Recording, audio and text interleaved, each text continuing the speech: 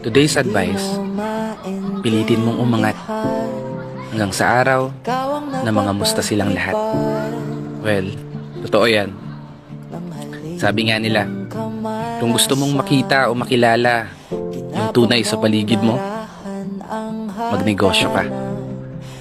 O kaya naman, gawin mo yung hilig mo. And trust me, mabibilang mo sila.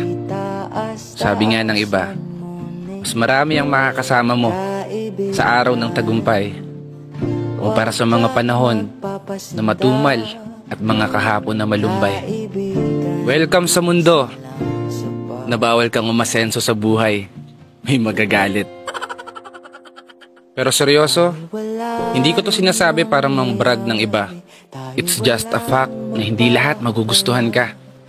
Hindi lahat bibilib. Hindi lahat papalakpak. Hindi lahat makikinig. At hindi lahat makikisimpatya. Dahil parte ng paglalakbay ang may madaanan kang lubak.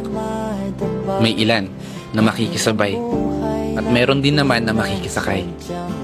May ilan na sa paraan ng pagkaway ang suportang kayang ibigay. Ngunit asahan mo, kalakip nito ang ilang mga sumusubaybay na tanging pagbagsak mo ang kanilang hinihintay.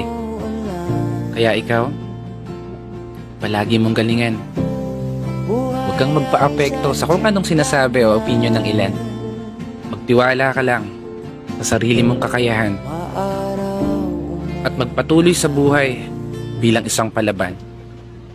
Isang tao na matatag, positibo, at palaging handang pumalag sa kung anumang mga pagsubok ang ibibigay ni God.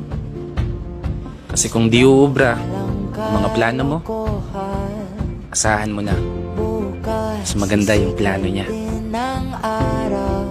Pero bago magtapos ang video na to, gusto ko munang pasalamatan lahat ng mga taong patuloy na naniniwala at sumusuporta.